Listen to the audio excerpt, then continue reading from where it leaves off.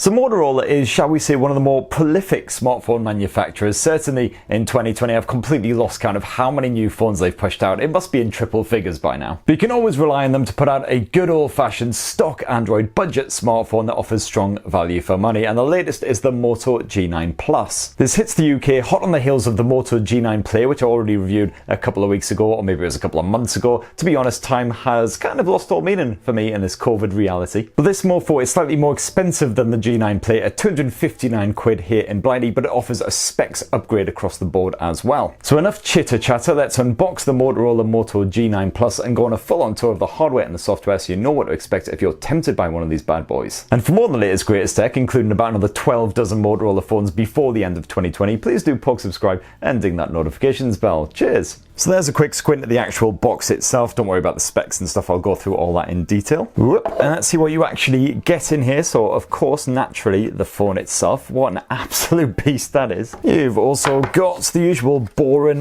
guff and a pokey pin device. You've got your TurboPower 30 charging adapter, more on that in a bit. An absolutely thrilling bit of Type-C USB action. And that is that, nice and simple. Although you will notice, of course, that the Moto G9 Plus itself does come pre-wrapped in a condom case just to help keep it extra protected. So you can keep that on if you want, otherwise just chuck it. Now I've handled some pretty hefty motherfuckers in 2020, I'm not ashamed to admit, but the Moto G9 Plus is right up there. It's a 6.8 inch device, so pretty much a tablet from back in the day. And yeah, this thing is constructed from plastic like most budget smartphones, but it does weigh a hefty 232 grams. So yeah, certainly going to be feeling this one when it's stashed in my shorts. And it is, as you can see there, a glossy finish as well, so a mirror effect, and as you can hopefully make out there as well, it's already getting covered in greasy prints, and I've only been handling it for about 30 seconds, so that bodes well. Still got to say, I do like that navy blue finish. That's rather fetching. I believe that's the only colour option here in the UK, but you can also pick up the Moto G9 Plus in blush gold if you want something a little bit different. A lot of these plastic Motorola smartphones do tend to scratch up quite easily. Normally within just a week or so, you've got a few little like nicks appearing on that back end, so you might actually want to keep the prophylactic case slapped on there just to give it that extra bit of protection. However, as with a lot of its budget-friendly smartphones, Motorola has at least added a nice bit of splash protection to the Moto G9 Plus, so don't go dropping it in the jacuzzi or anything like that, but if it gets splashed with a bit of beer, out in the rain, something like that, it'd be absolutely fine. And the resurrection of edge-mounted fingerprint sensors still going strong. Looks like most budget smartphones in 2020 have actually had them, which is great to see. You've once again got one here on the Moto G9 Plus as well. So let's get this mofo all set up and take a tour of the rest of it. Get ready for the psychedelic intro.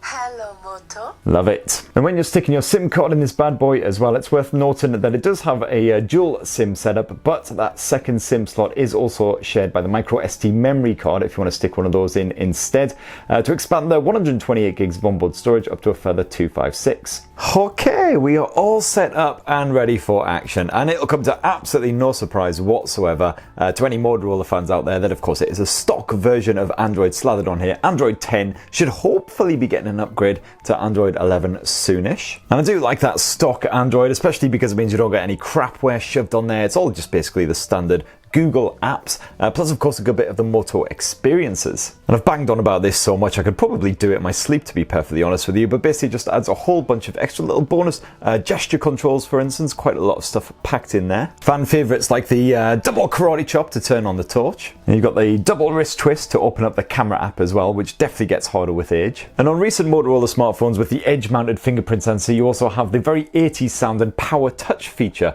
I keep wanting to call it double tap because you basically just tap your finger twice against it, but of course double tap is John Wick 2 to the head. And this is very easy to pull off, thankfully, and as you can see it just brings up a small menu with up to 6 different shortcuts packed in there, and that's completely customizable, so you can select exactly what you want, and you can select some shortcuts which actually dive specifically into features within apps. So for instance in YouTube you can load up quickly your YouTube subscriptions list, or you can perform a search super quick, so it's kind of partially handy. Sadly no one-handed mode in there though, which seems to have been missing in action the last couple of Motorola smartphones I've done, the Moto G9 stuff, which is a shame, but plenty of other stuff as well. So you've got tips and tricks guide just to dive into some of the features. You can mess around with the display settings through here too. And I'm definitely a fan of that game time feature as well. What this allows you to do is basically bring up a menu of options while you're playing a game. So for instance you can quickly block notifications, you can help to fine tune the performance, things like that. And because this is one of the more premium Motorola budget phones, of course you've got all the other features that you would expect to have on here, like NFC support for your contactless payments. You've got full Google Pay support on here. You've also got dual band Wi-Fi, all that good stuff. And like a lot of stock Android smartphones in recent times, you've actually got dedicated Google Assistant buttons stuck away here on the left edge as well. So quick tap of that.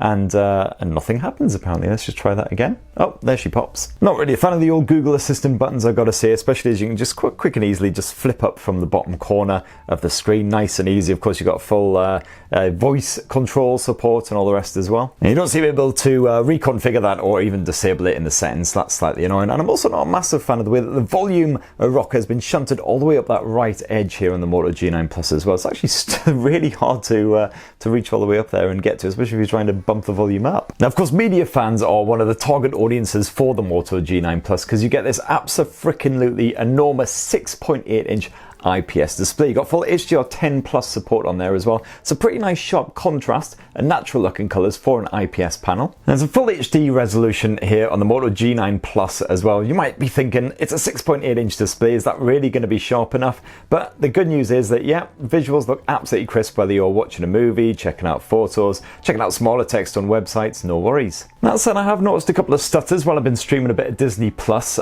which I haven't experienced on any other smartphones recently, so touch wood, that's just sort of initial jitters while it's busy setting itself up in the background, still downloading apps and such forth, touch wood at least. Now sadly, unlike last year's Motorola G8 Plus, you don't get a stereo speaker setup. Here on the G9 Plus, sadly, it's just a single bottom firing mono speaker, which I'm a little bit gutted about, but let's boost up the volume and see what we're working with. I trudged through last week's viewer comment to see how many people think I basically look like a more haggard, disinterested version of Bruce Willis. Now certainly on top volume, the sound is powerful enough to cut through any kind of background clamour, so you'll be absolutely fine if you're just watching a bit of YouTube in a very noisy household. Unfortunately, it's also a very tinny speaker as well, so you'll definitely want to plug in if you want to properly enjoy some media, and especially if you want to get some music on the go. Thankfully, you do have a headphone jack up top. You've also got full Bluetooth support as well, and as you can see there, you've got support for the likes of a bit of LDAC action if you connect to some Sony headphones, something like that, so you can get that nice high quality audio through. Although I'm not seeing any Dolby Atmos support or anything along those lines. Now when it comes to the performance, you've actually got the exact same platform stuffed in here as you do the Pixel 3a. So that's the Snapdragon 730G chipset. It's backed here by 4 gigs of RAM, standard benchmarking scores as you can see there, and I'd fully expect to have nice smooth everyday performance out of this bad boy, and hopefully should be absolutely fine playing the likes of PUBG Mobile and Call of Duty on those top detail levels. As for the battery, there's a 5000 mAh cell stuffed inside the Moto G9 Plus. That should keep you going all day long quite happily, hopefully well into a second day as well. And I'm guessing there's basically not going to be a Moto G9 Power because they tended to have the 5000 mAh batteries, unless it's going to be absolutely freaking ginormous, like even bigger than this. I really hope not. But you do also get the new TurboPower 30 fast charging tech as well, with the TurboPower charger actually bundled in the box as well. So that should get this bad boy fully powered up from empty in about an hour or so. So let's finish up this unboxing and full tour with a squint at the Moto G9 Plus's quad lens rear camera. And what you get here is a 64 megapixel primary lens,